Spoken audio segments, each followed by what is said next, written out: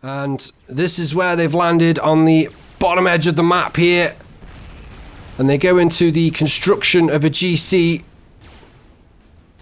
And they've sacrificed themselves into the construction of a GC. And the air grid from Jazzy is about to go up. And there it goes.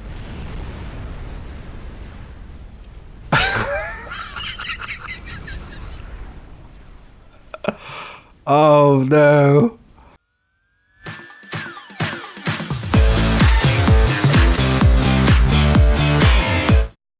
What's up, how are we doing, folks? Hello and welcome along to episode 24 of the Supreme Commander Fortress Alliance Forever Community Cast Library. I've had a little bit of a break for a few weeks. Apologise for the unannounced absence, but I've just been superiorly busy in real life, so I can't really help it.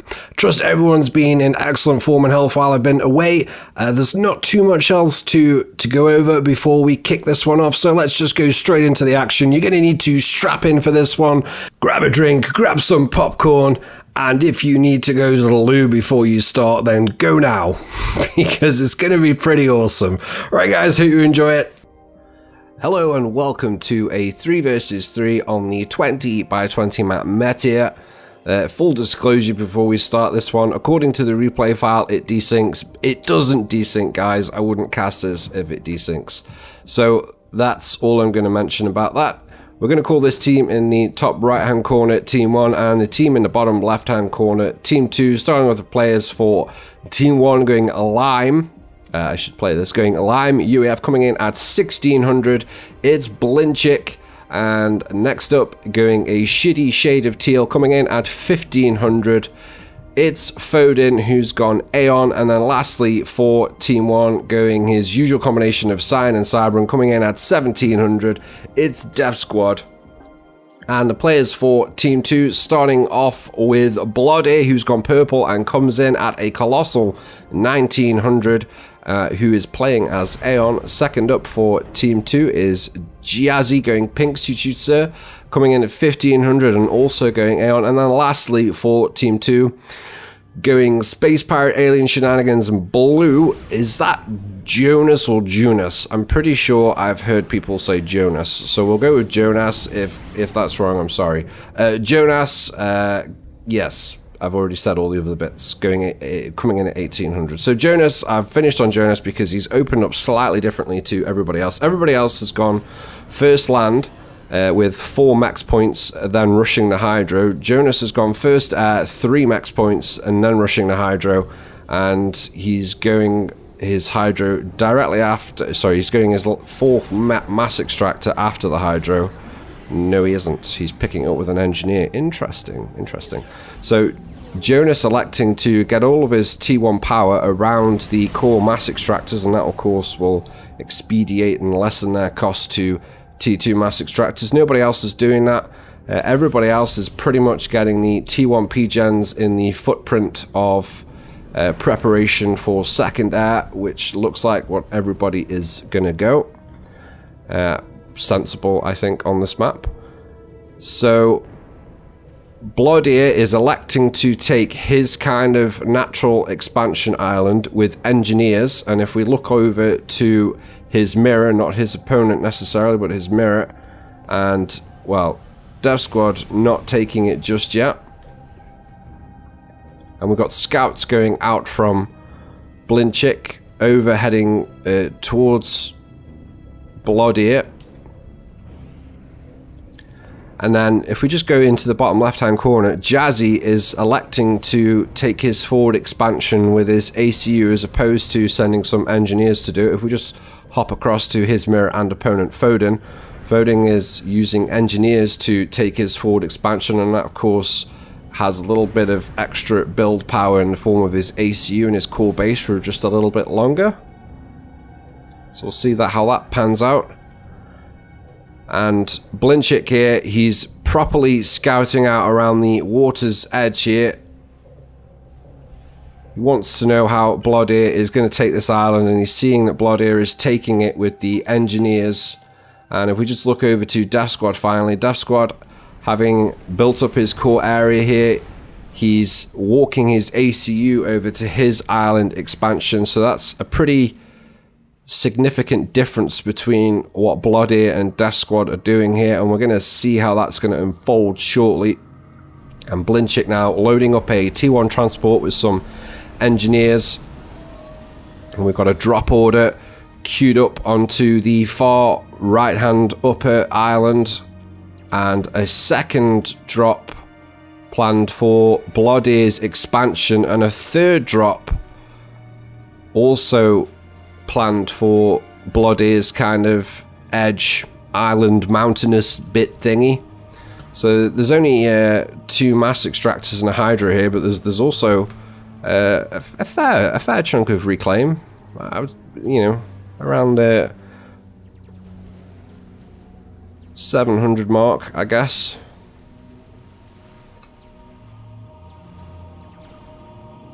Probably not that much, actually.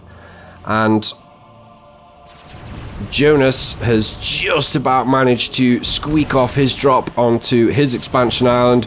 We did see the interceptors of Death Squad and Foden combining to hunt down that T1 transport, but Jonas just managing to pull that off. But Death Squad now is dropping engineers to contest the expansion of Jonas.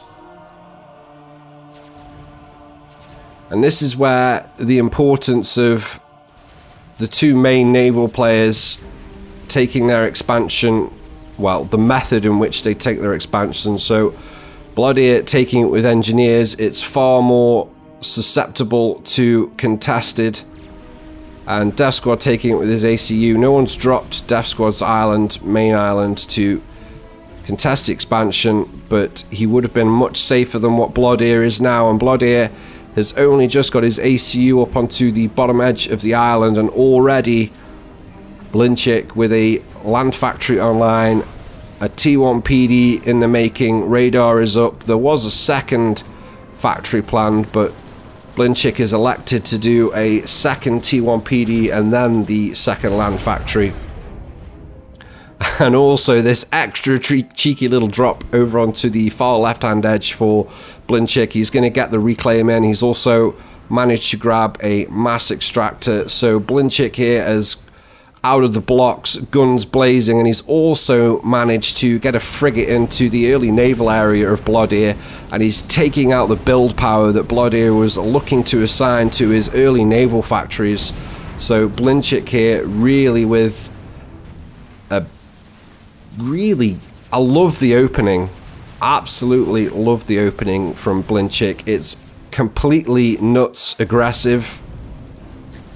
He's scouted out his opponent Bloodier perfectly well. He knew that Bloodier wasn't going to take the main expansion with his ACU quickly, so he's getting a beachhead on this island now, and it's going to be really tough for Bloodier to turn this around. We can already see Blinchik pinging some mech marines around the flanks of the ACU just to take out the mass extractors at the bottom of the island. We've also got this engineer trying to build the hydro on the far left hand edge, but that may be a little bit ambitious. Over in the bottom right hand area, and Death Squad looks like he's won the early contest for Jonas's expansion island, so good work being done here early on by Team 1 all over the field.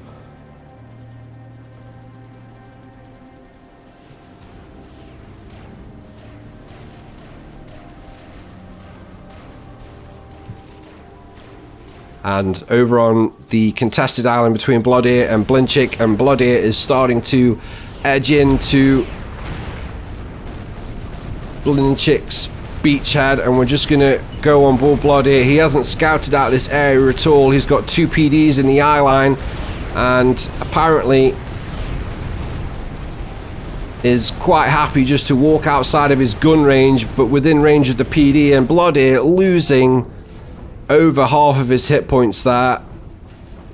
So Bloodier going to have to withdraw. Coincidentally, he doesn't have OC yet, so he wouldn't have been able to really want to take on both of those point defense, and the raids around the bottom of the island from Blinchik continuing to sap the APM of Bloodier, and we've got another drop here. We've got a little striker tank that's been dropped onto the left-hand expansion island, and it's going to clean out the Hydro and the Mex point again, which Bloodier had managed to take back. And we've also got a frigate from Blinchik into the rear of the core area here of Bloodier, and Blinchik dropping a few arties and a couple of tanks, and this is going to hurt Bloodier because all of these Maxes are at T2. Blinchik just needs to get some kind of macro on here. We've got T1 bombers coming in from Bloodier, and Bloodier quickly taking care of that, although he has lost one of the T2 mass extractors to the frigate. I don't think it's over just yet though, because this one is also down to half health. So Bloodier gonna lose a couple of T2 mass extractors there, while he's still trying to contend with the beachhead now kind of firebase area thrown up by Blinchik, and Bloodier is edging in with his ACU again. And we're checking back in with Bloodier. He now at least has OC capability, but he's going to have to edge back again because those hit points he lost in the first pass on the PD just costing him dearly. And in his core area, Bloodier losing two of the T2 mass extractors. A third one is imminently about to go down. That surely will go down. The one under the water looks relatively safe for now. And we've just missed a con drop from Jonas onto what should have been a straightforward, easy expansion for Jonas onto what is kind of his expansion island. But Death Squad, of course, contesting this island as well for Team 1. So Jonas has gone all in here with the ACU drop to the island. He needs to take this back off Death Squad. Death Squad just needs to... doesn't necessarily need to hang on to the island. He just needs to make it very hard going for Jonas for it to really pay off. Very much like Blinchik is doing to Bloodier, and Bloodier is into the red on 2,500 hit points. And we've even got subs coming in now from Blinchik to prevent the withdrawal of the ACU into the water. So Blinchik playing the 1900 rated Bloodier like a puppet in the opening 10 minutes here. The opening from Blinchik has been sensational. He's managed to take his expansion island effortlessly. He's given Bloodier absolute hell all the way through this from the off. And I did just see that Jonas giving a T2 transport over to Bloodier, so trying to give his teammate an out here, and it looks like that Bloodier is about to take it in the nick of time, down to 1,400 hit points. And the subs continue to track the movements of the ACU, and the ACU now finally on board the T2 transport, and Bloodier is going to get that back into safer territory. There's no air in the area for Team 1 to pick up a snipe there. And if we just rejoin a naval encounter between Jonas and Death Squad, so we've got T2 on the waters now from Death Squad in the form of a Salem, and Jonas starting to pull back his T1 Navy, 3 frigates and a sub over on the contested island between Death Squad and Jonas. Jonas now looking like he's getting a solid beachhead up. He's managed to take out 4 of the T1 land factories that Death Squad was using to try and generate an army to take out this ACU.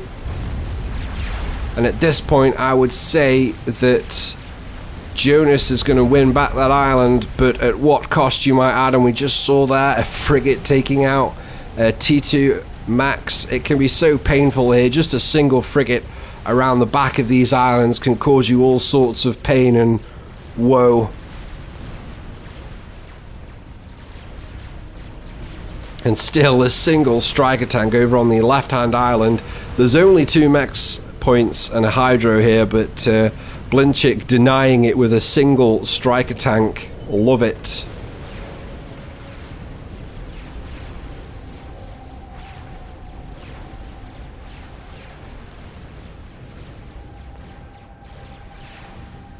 So reasonable time to jump into an eco check as we just catch up with the battle of Death Squad and Jonas taking out another T1 Land Factory. He's actually taken out another 3 or 4 T1 Land Factories since we last checked in with him, so very sure that Jonas is going to manage to take back his island in the bottom left hand area of the map. But we'll check in with the eco stakes right now, and for generated mass income, Blinchik, perhaps unsurprisingly, top of the charts right now on an income of 161. In second place on 148 is Foden, and then thirdly, hot on Foden's heels, is Jazzy with an income of 141. In terms of power, Jazzy with a power income of 6.6k, Foden's at 5.1. Those two are the top two by a country mile because they're the air players, and that's what you expect of your air players. So things relatively tight right now for the air game. So we've got 11 ASF on the field for Jazzy, and if we just pop into Foden's actually only on 6 ASF, but he's got, I don't know, 15 interceptors if he refuels the 4 that are empty, but he doesn't have any of the stations up yet, so they will be empty for a little bit while longer. So right now, the early air game, I would say Jazzy has got a slight edge. He's keeping his ASF group together quite well, accompanied with a scout.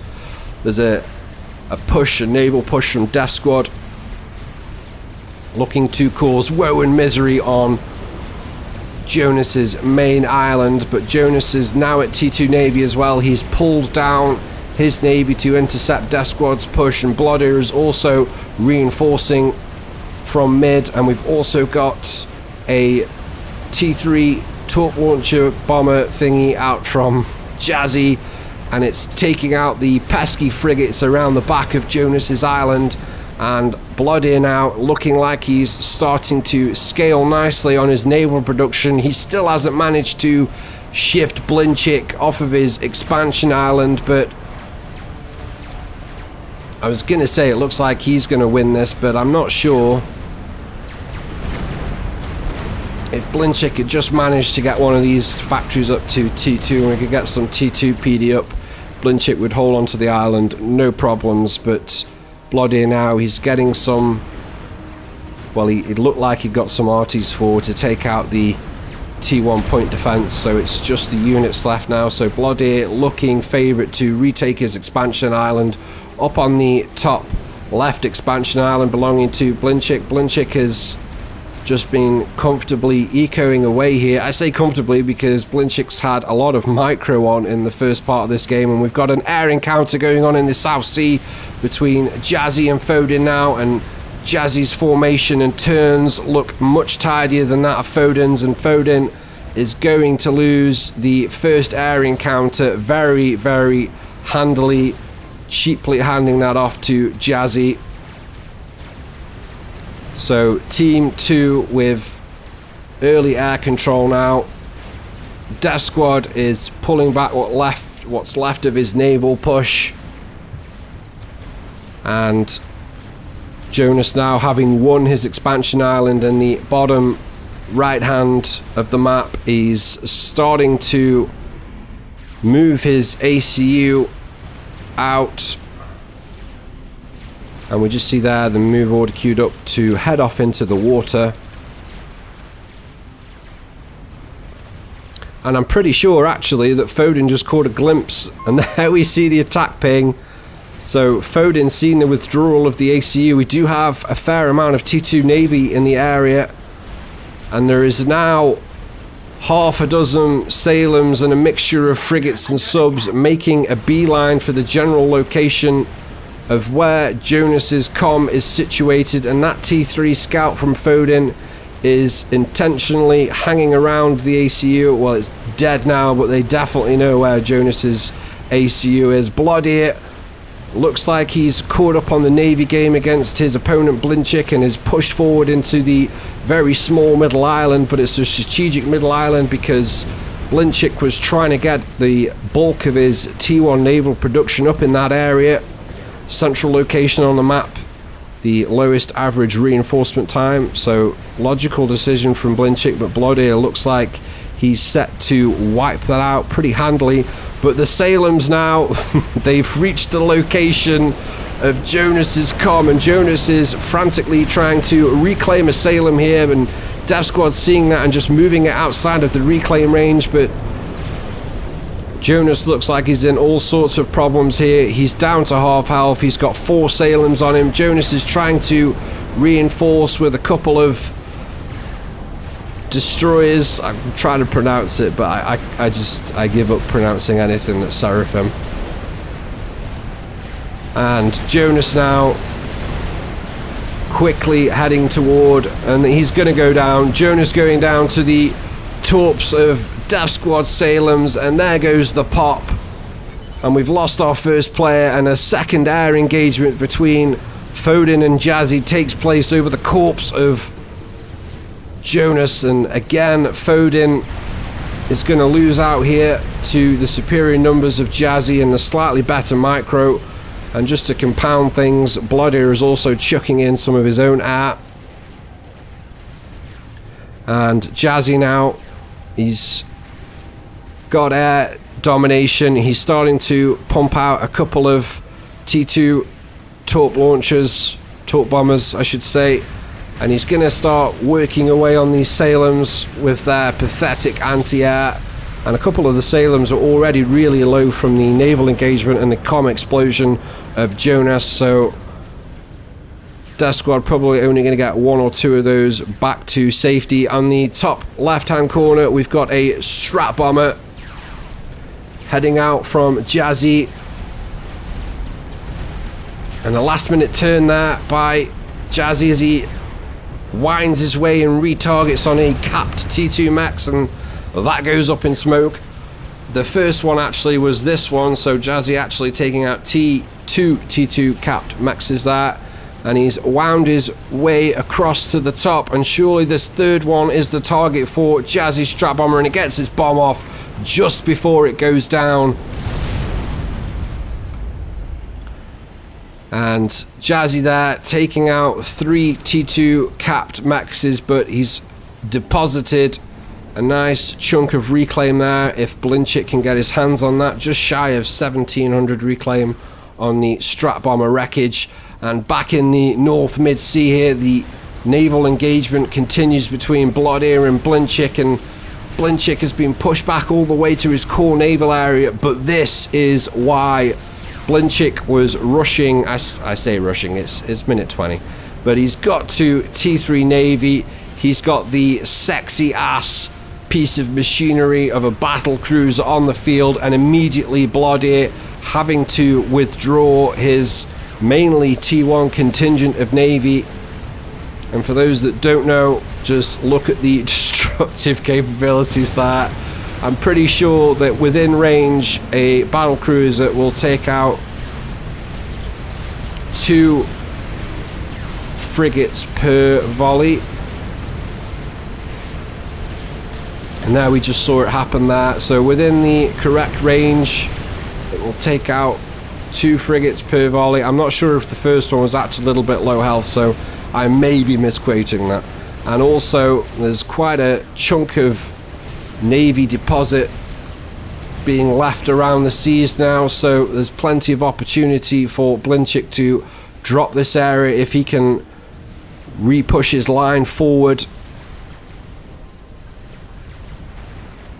And Death Squad rediverting a quartet of Salems over to the expansion island of Bloodear. Bloodear has finally managed to retake the entirety of his main expansion island here, so Jazzy and Bloodear looking to turn the screw on Blinchik now, who's been completely unharassed in the opening, well, I would say 15 to 18 minutes of this game, and we just saw the strat bomber taking out a massive chunk of Blinchik's main island. We just see here Blinchik is sucking in that strat bomber wreckage, but Bloodear now looking to push with Aurora spam across from his island to Blinchik's island. and I don't think that's going to be particularly effective at minute 22. Blinchik's had plenty of time to get sufficient reinforcement up, and you only really need a few T1 PD here to repel the Aurora, the tinfoil tank. Of course, there is no hover T1 artillery option for Aeon, so it's only Aurora that's going to come across at the T1 stage, and Jazzy using a combination of T3 torp bombers and strat bombers to take out the invading quartet of Salems that have pushed around the back of Bloodier's Island, are looking to come in and get some tasty T3 mechs action here, and they immediately open up on this T3 mechs here. And can Jazzy take them out before they take the mechs down? I think that's going to be a yes. And Death Squad looking to get some naval reclaim. No, he isn't. No, he isn't. Death Squad is actually looking to drop Jonas's former island here, and also Bloodier at the same time is doing exactly the same thing. Death Squad just gimping his approach slightly to mask it from the radars and eyes of Team 2. And Blinchik now looking like he's regained naval superiority with the battle cruiser completed. Bloodier's pulled back all the way to his kind of core naval production area. He's looking to send all of his reinforcements to center now, and he needs to. And Death Squad's pushed all the way to the bottom, and he's coming around and approaching the area of Jazzy.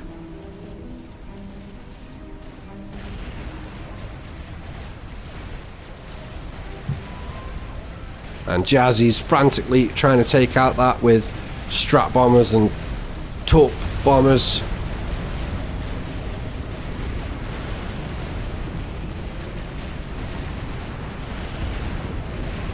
So Jazzy doing a decent job here of capitalizing on the air superiority that he's got over Team 1.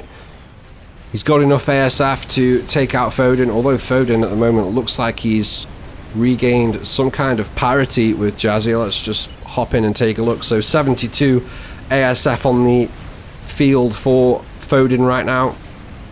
And if we hop over into Jazzy on 57. So actually Foden with more ASF up right now by a semi-comfortable margin. Doesn't feel like Foden had an advantage here. He's lost every air engagement so far in this match. And Jazzy there just sending in his ASF a little bit late. The group was separated, the movement wasn't synced, but Jazzy resyncs, and that's a nice turn, and Foden shows his back to the formation of Jazzy for just a little bit too long here. And it's fantastic micro from Jazzy, as we saw that Foden had the numbers advantage, but the micro perfect from Jazzy after 5 seconds of the engagement. And let's just take a look at the air situation now, and it's now 18 ASF for Foden and 46 for Jazzy. So very tidy work done there by Jazzy on Foden. And what's Foden up to? Just having a scout around for nukes and general shenanigans, and I just see Foden getting a anti-nuke up.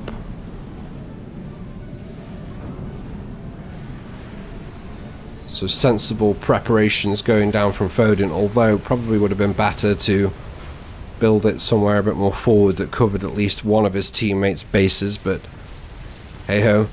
And it looks like that both drops from Death Squad and Bloodier were successful. Death Squad concentrating on just grabbing the mexes and reclaim. Bloodier has gone into some T1 land factories, so pretty sure Bloodier is going to successfully take the former base of Jonas, but there's a bigger problem for Team 2 right now, and that is in Navy. We've got T3 out from Blood-Ear, an Omen battleship, but he's sat within the range of 2 battle cruisers, and that looks like some poor micro right there. And just look at the Omen go down here. 48,000 hit points that thing started off with. It's now on a slither of 215, and that was almost exclusively done by the 2 battle cruisers, by the 2 Neptunes. And there's now a Tempest. The Tempest gets up in the nick of time. We say that, but has it really? Because if Blinchik shoves everything in here and tries to take out that Tempest, there isn't much else. Don't forget, Death Squad's also joined here on the right hand side of the screen. I'm getting my lefts and rights mixed up today. Blinchik now, I think he smells blood, because literally the only offensive unit on the naval frontier for Blood-Ear right now is this Tempest. It's already below half health, and it hasn't even been focused fired yet. And the battle cruisers, the Neptunes, are just edging in. And Blood-Ear might be better to submerge the Tempest right now. And there it goes. I think he's trying to submerge it. And it's just poking its top of the dome out right now, and the Neptune's got a couple more volleys off on it, but it's under the water now. It's safely submerged, so the main damage weapon from the Neptunes won't be able to affect it. But the Salems are coming in here from Death Squad, and we've got more frigates approaching from the right hand side, and all of these T2 naval factories from Blood-Ear are being whittled away slowly but surely.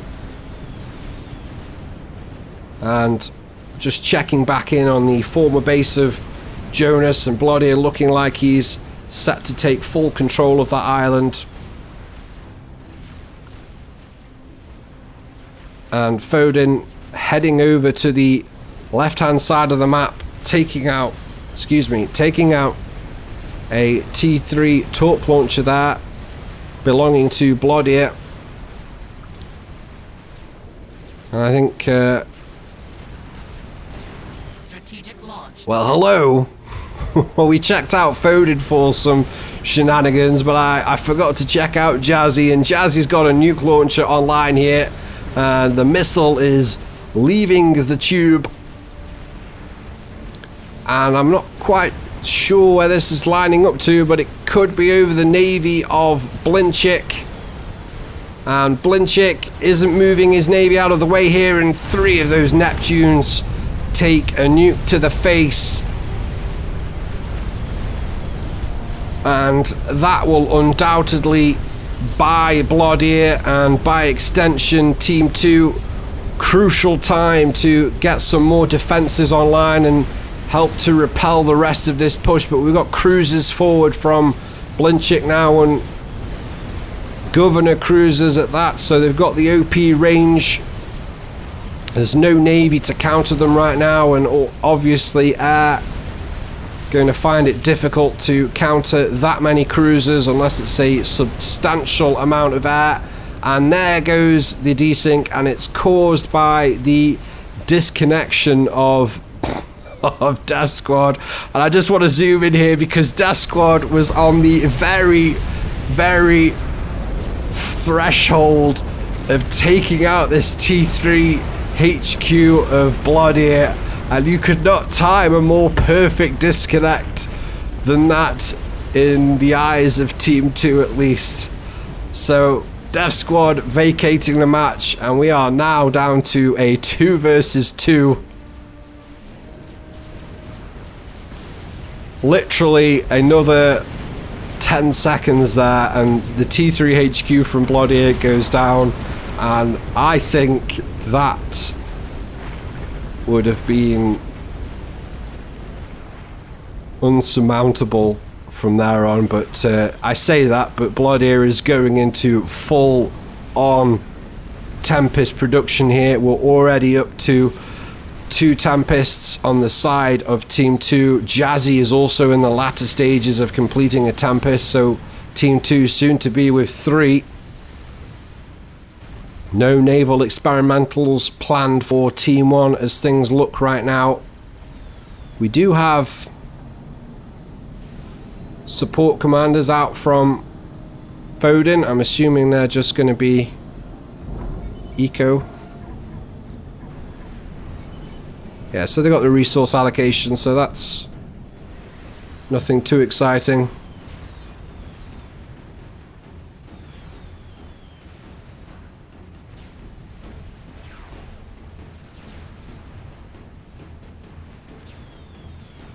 And Jazzy now starting to project Aurora spam over to the vacated island of Death Squad. So Team 2 looking to take the full portion of the south end of the map. And of course Foden from the north is going to have to push downward and fill this gap vacated by Death Squad as quickly as possible.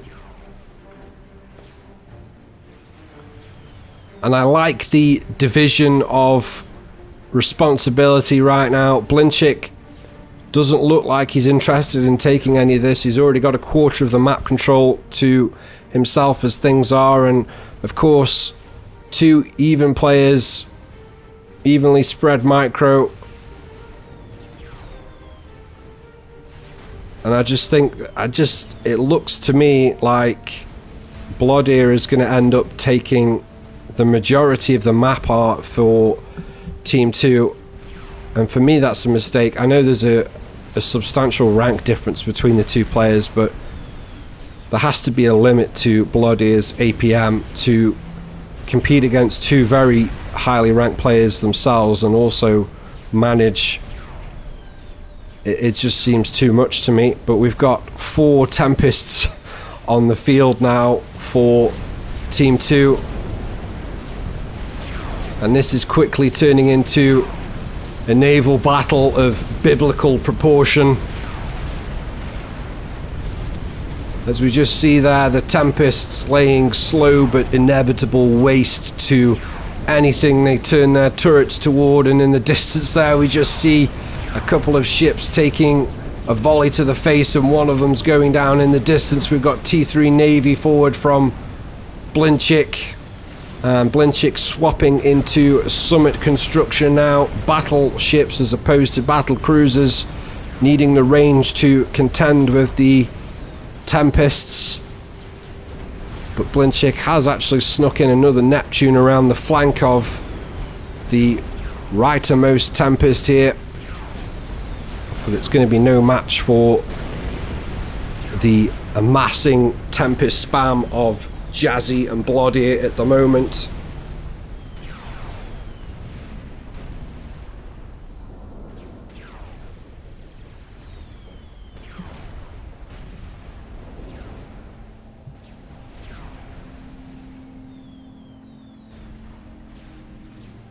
And we've got a strat run that's gone in from Foden onto the southern island belonging to, well, it was taken by Bloodeer, so Bloodeer losing quite a few T2 mass extractors there.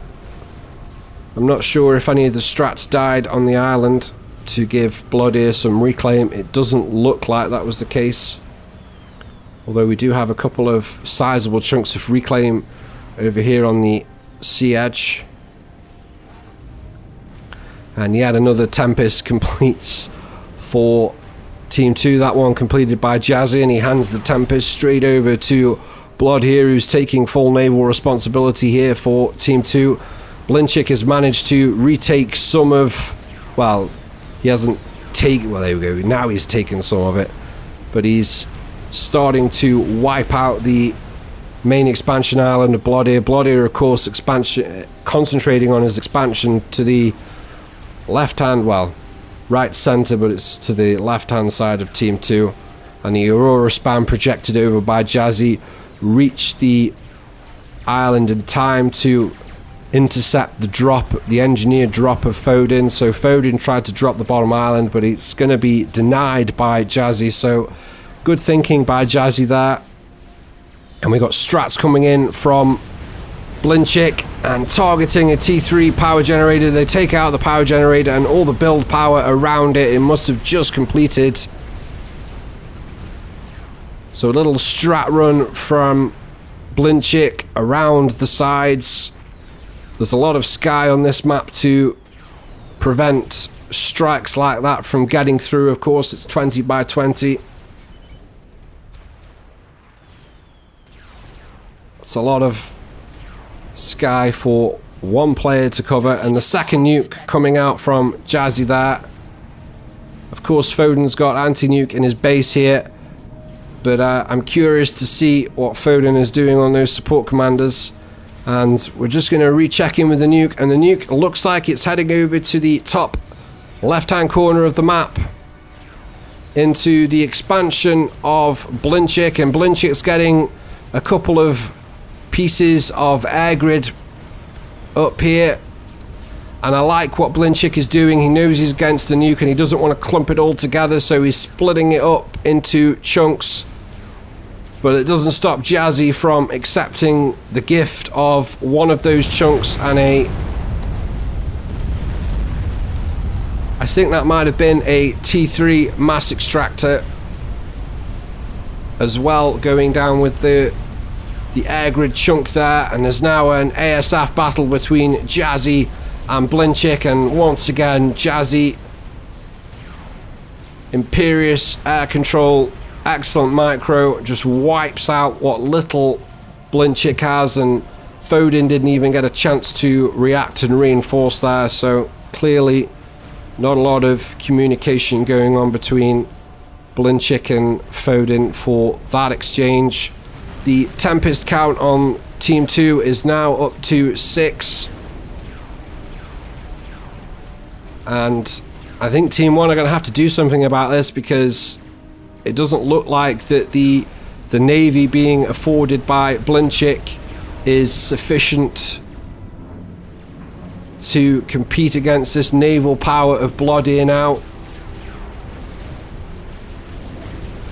Blinchik's doing a pretty decent job of microing all of this T3 Navy as best he can to try and dodge the Tempest volleys, but there's only so much that you're going to be able to do, and of course this is going to be really zapping on the APM of Blinchik, one would think. I know if it was me, I would be a quivering pile of drool rocking gently in a corner right now if I was Blinchik, having to deal with this much micro.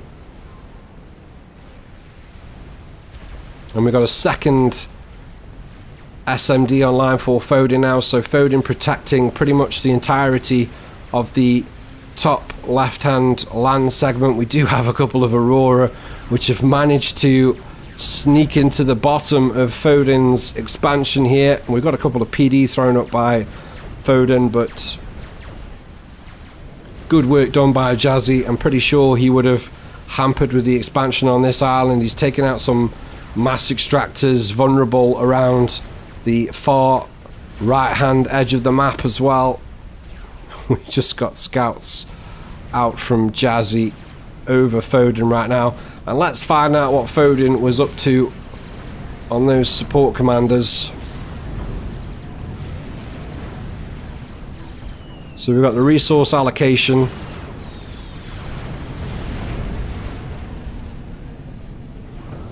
I just saw a GC in the queue. So this one's got teleport, sacrifice, and resource allocation.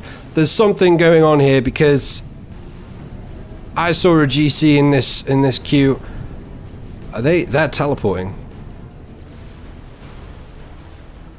So we've got shenanigans on the cards from Foden here. I'm not quite sure what he's got planned as another nuke goes out from Jazzy, but we're going to try and keep an eye on these support commanders and find out where they're heading off to. And this is where they've landed, on the bottom edge of the map here.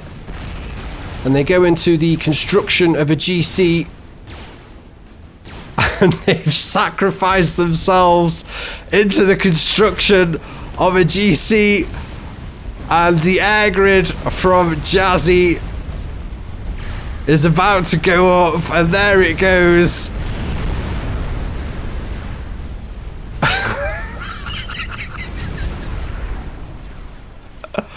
Oh no. That's like shenanigans of the highest order. The GC now, I've not even looked where the nuke went. The nuke went to Blinchik's core naval production area. Thankfully for Blinchik, his ACU was not in the area. It's on an upgrade. I'm not sure what upgrade that is, but let's check in with this GC. And the GC, having taken out the massive air grid belonging to Jazzy, it's also claimed the life of 3 max points here. Why isn't it firing on that one? I don't think we'll ever know the answer to that one. And that T3 mass extractor is allowed to continue its existence for a little bit longer, but Jazzy is managing to scramble some strategic bombers up now, and there's a nice turn in there on the GC by Foden, and it avoided much of the damage incoming from the strats. And I'm not sure if he's lined up another dodge. No, he hasn't. He did, but it was a tiny bit late, and the GC, now having taken out the secondary air grid belonging to Jazzy, starts to make its way towards C. Jazzy's ACU is safe and sound in the water for the moment. We've now got a Tempest that's being rediverted from Bloodir onto the GC, and I'm not sure what Foden wants to accomplish. So Foden is trying to get the GC underwater to protect it, but we do have, I'm pretty sure Jazzy had some T3 strat bombers, maybe not. We do have Mercies being queued up by Bloodir to try and take out the GC quickly, but it's all good and well now because the Tempest's finishing it off with the strat bombers from Jazzy, so it just wasn't deep enough in the water and it was able to inflict a little bit of damage. But look at all the damage that the GC inflicted on Jazzy, and I absolutely love that move from Foden.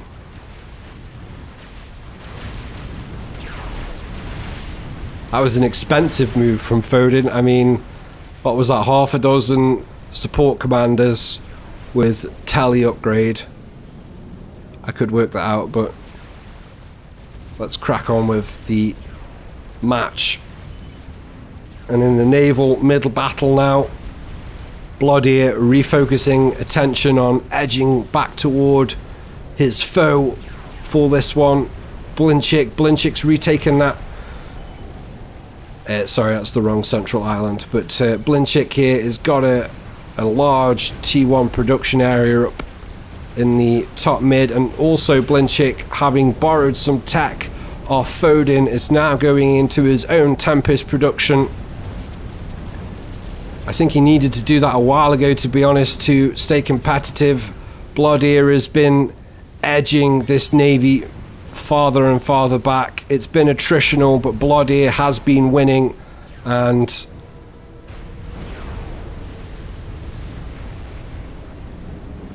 you don't see naval battles like this one very often.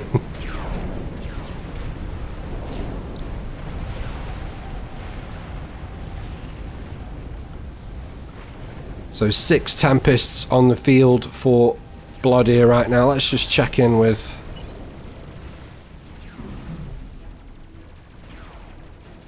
so 51 frigates, 6 cruisers, 13 T2 sub-hunters, and then Blinchik. We're talking naval numbers here. 3 Tempests already up from Blinchik. So Blinchik, he's gone Tempests late, but he's hammering them out pretty good here, and he's got 7 battleships as well, 7 cruisers. So Navy is still almost anyone's game at this point, and we just see here a cheeky few frigates and a couple of governors being slipped around the flank here from Blinchik, and they're going to take out at least 2 T3 mass extractors here. And Foden now is also in the T3 naval game. He's got some omens up, but they're being completely hunted down and enveloped by Vespers being pushed forward from Bloodir. Of course, the omens with no torps. So it's just 3 damage all the way for Blood here as they follow the Omens up, as they try to regroup with the main joint of Blinchik's navy.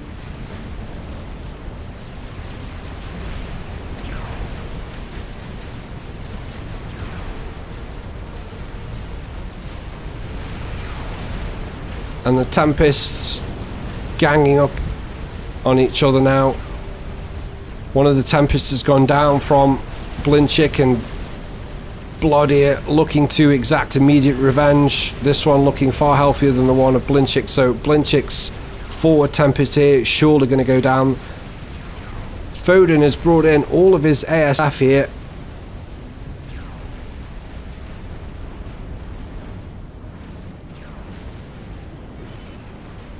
Oh, and actually, have we missed something? Because Jazzy doesn't look like he's got a whole bunch of...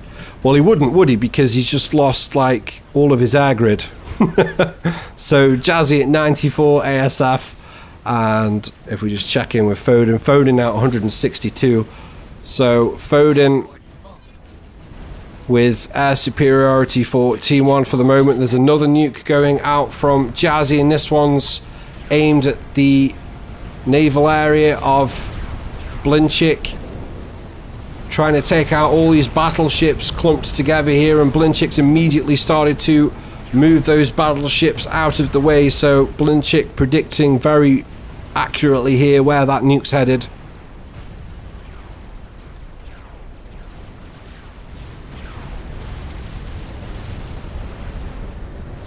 And 5 Tempests now from Blood here, approaching the forward lines of where those battleships are belonging to Blinchik. I don't think many of them would have gone down. Well, I was wrong. And just look at all the mass chunks. Let's wait for the wrecks to spawn. Takes ages for naval wrecks to spawn, but Blinchik there losing a good 4 or 5 of those battleships. And that will allow the Tempests of Blood here to start edging forward once again. And there we see the wrecks of the battleships leaving.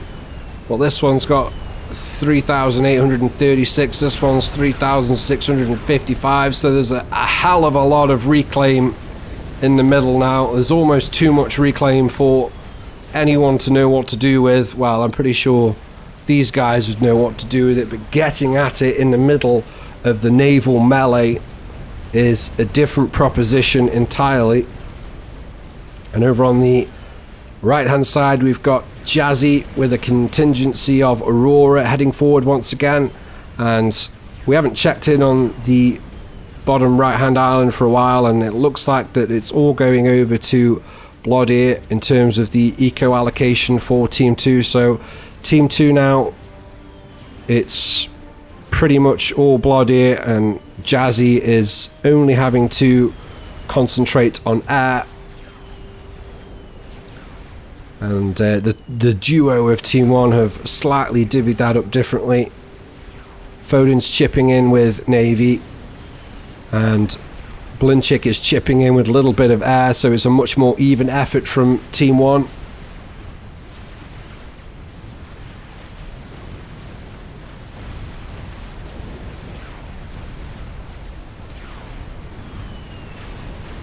And we've got torque bombers, T2 torque bombers being suicided over the top of Bloodier's navy, and we just see a Tempest go down there to the collective effort of Blinchik's navy.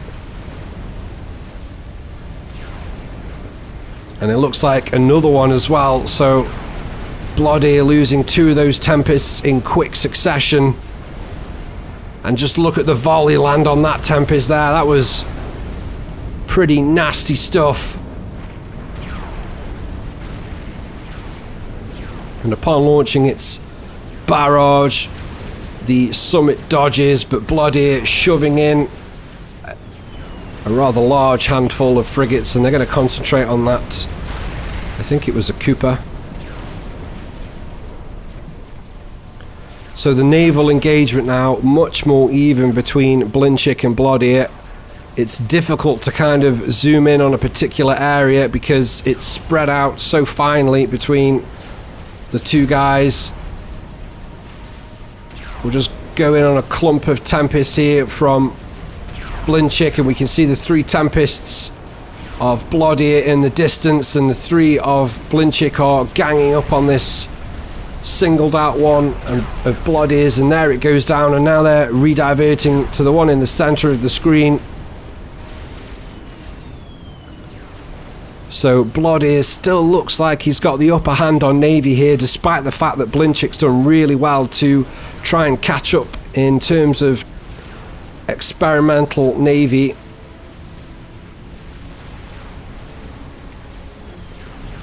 We'll just check out where that is.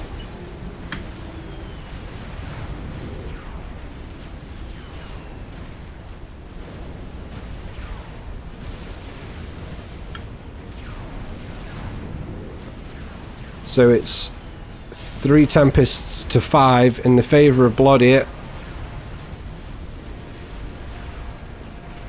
How's Jazzy doing on his rebuilding exercise? Well, it looks like he's got a large chunk of his air grid back online here, and I'm pretty sure he's added a extension to this air grid queue. We've also got anti-nuke up in the area. Mercy's stashed at the bottom for Blood-Ear. They're just remnants of the epic support commander teleportation stunt from Foden earlier.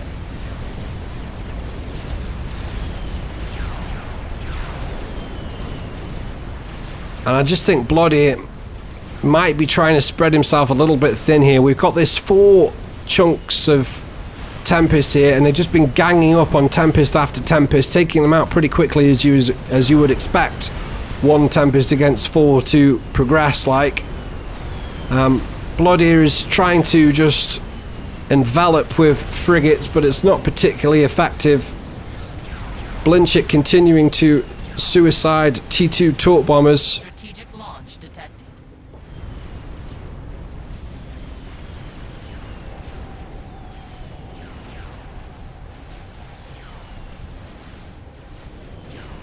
As the next nuke from Jazzy leaves the tube, and the ASF of Jazzy are in the central naval area now, trying to take out these suicidal torp bombers. Not quite sure where this nuke's heading, but it's probably heading for that group of Tempests we talked about earlier from Blinchick, and the nuke's going to go down right in the middle, and it doesn't take out anything, so Blinchick getting them out of the way really quickly here. And the 2 air forces of Foden and Jazzy looking like they're eyeing each other up for yet another air fight. I'd love to just grab the 2 ASF counts before this happens. 245 for Foden, 237 for Jazzy, so it's slightly in the favour of Foden. Jazzy gets in behind Foden's formation instantly, and Foden's turns painfully slow, and Jazzy's up a whippet like a drain pipe.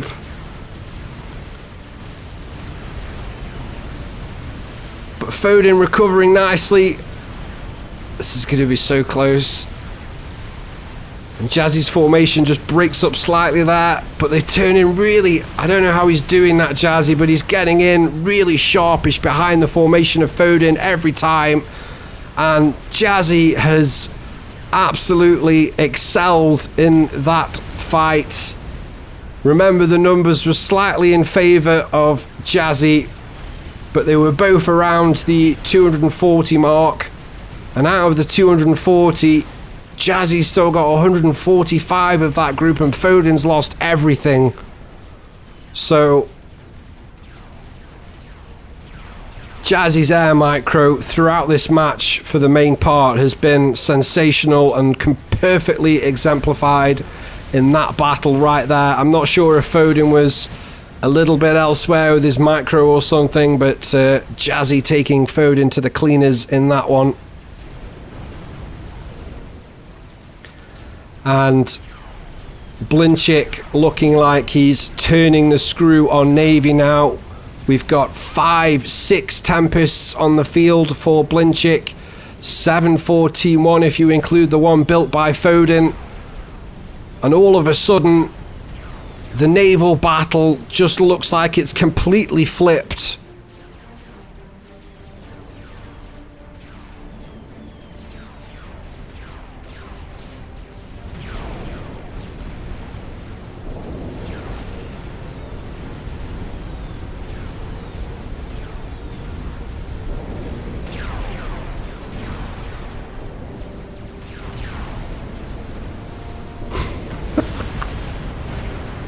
It's like Battle of the Titans Naval Edition.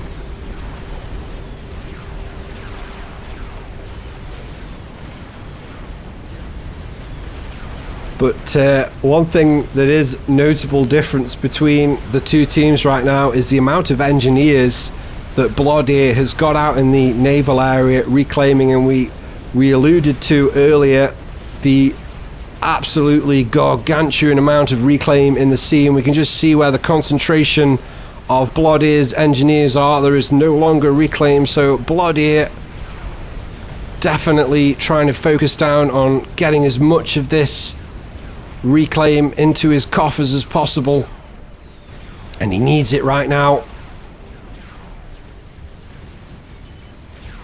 because Team 2 are now way behind on the Tempest count, as we just see another one here take Tempest volley to the face and die as a consequence. And we just see that 5 Tempests now forming a line from Blinchik.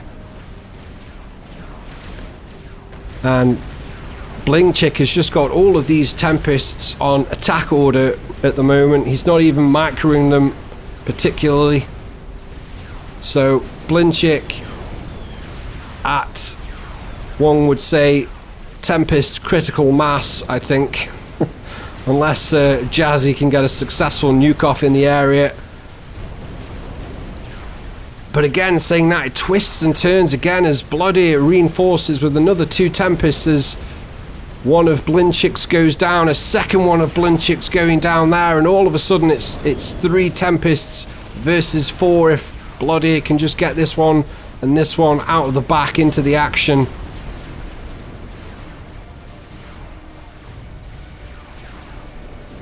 And Foden also contributing to the Tempest production, as we said. He is building them a little bit far back though, and that of course is taking quite a lot of time for them to reach the battleground. And Bloodir there just dumping a load of mass into Jazzy.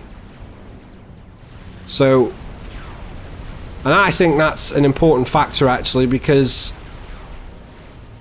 Bloodir has got so much mass income, so much micro to contend with. Is it really effective for Bloodir to take all of this expansion over Jazzy, despite the fact that he is significantly higher ranked? I get that, I really do. But Jazzy is no slouch at 1500. And I'm pretty sure we did, yeah, I did see that. I thought I was seeing things, but Jazzy here going into a Paragon. So this game has had pretty much everything. We've had the naval battle fit for the Bible. We've had support commander shenanigans with a GC build at the back of an enemy's base. That would have been amazing, by the way, if it had been like a chicken and he just walked it into the chicken bomb. That would have been really funny as well. But a GC was really effective. It took out the whole air grid. We've had nukes, pretty standard.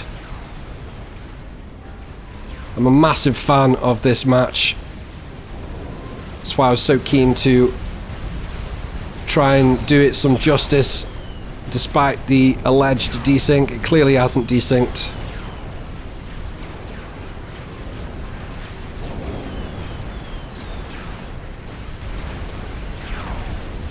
So anyway, we haven't checked in with Eco for a while, so let's go ahead and do that. And top of the charts right now, very surprisingly to me, is Blinchik on 854 mass income a tick. In second place is Foden on 743, and third place is Blodier on 739. So Blodier with almost, well, he's got at least a third of the map here, but not the generated mass income in the top two, which is a little bit surprising to me. We've got a massive clump of scouts going out from Foden at the moment. What are they looking for? And there's an eye online from Foden here. I think it's from Foden. I mean, an eye is Aeon. Aeon's the... Yeah, there it is. So Foden has got an eye up. The eye is focused on the ACU of Blodier. Oh, and we've got torpedo bombers from Foden moving from right to left flank. So Team 1 lining up a snipe. Team 2 going for the long game, the end game of a Paragon. The Paragon from Jazzy is about 2/3 complete. And the torpedo bombers just heading north of there. I think they were just trying to avoid the sight of those T3 scouts being sent forward by Jazzy. Jazzy is trying to scout in that area, and there's a tac ping that goes down on the right hand side of the map, and Foden's run a GC into a group of Vespers, and Foden promptly trying to withdraw.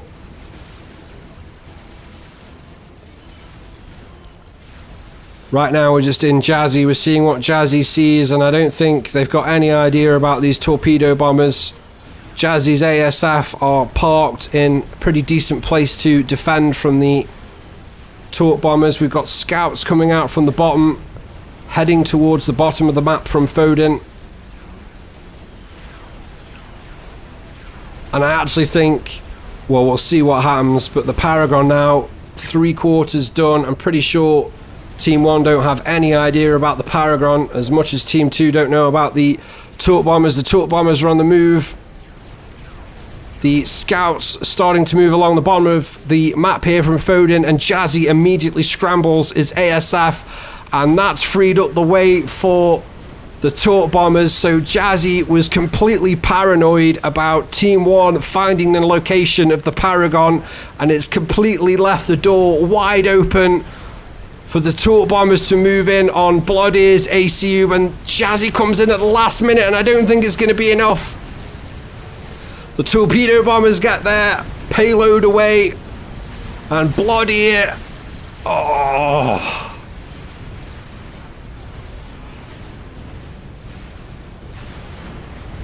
the precision of movement there from Foden, it was almost like a rope-a-dope. If you follow boxing, you'll know what a rope-a-dope is.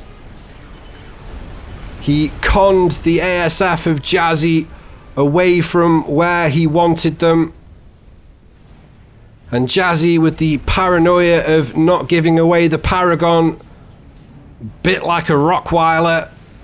And the torp bombers moving in. So, very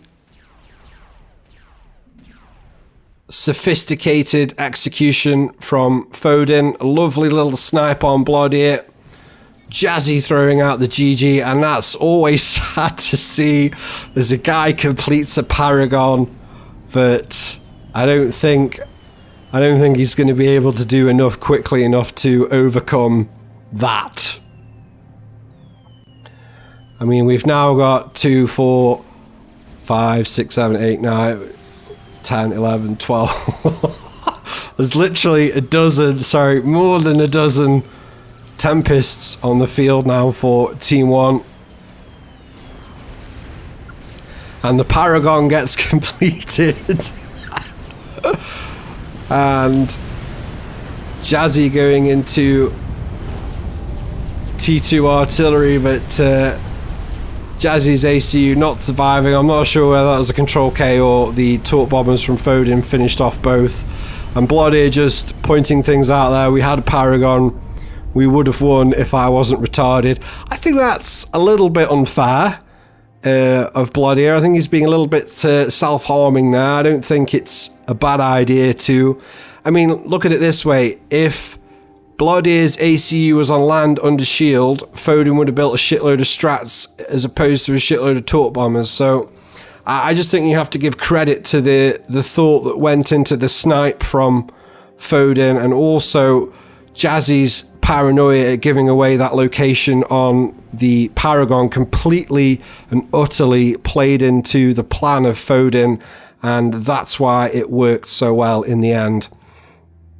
Absolutely fantastic match. In terms of a naval engagement, it has to go down as an epic naval engagement, but let's go ahead and take a look at this stuff. Foden now grabbing 2 kills, and Death Squad, of course, getting the earlier kill of Jonas before he disconnected.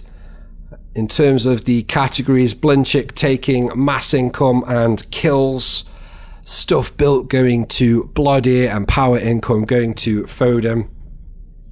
Man of the match in terms of this one, guys, I think it has to go to Blinchik.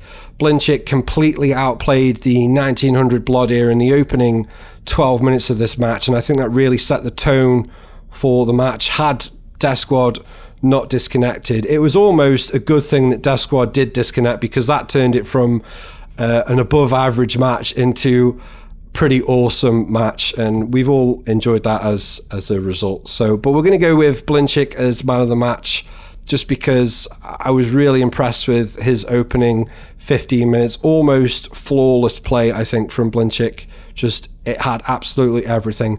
Right, guys, I hope you enjoyed that. I know I enjoyed that. Please don't forget to give the video a thumbs up if you enjoy the content, and if you haven't yet considered subscribing and you want to help this little speck of a YouTube channel continue to grow, then you know what you got to do. Right, guys, take care. I, of course, will catch you in the next one.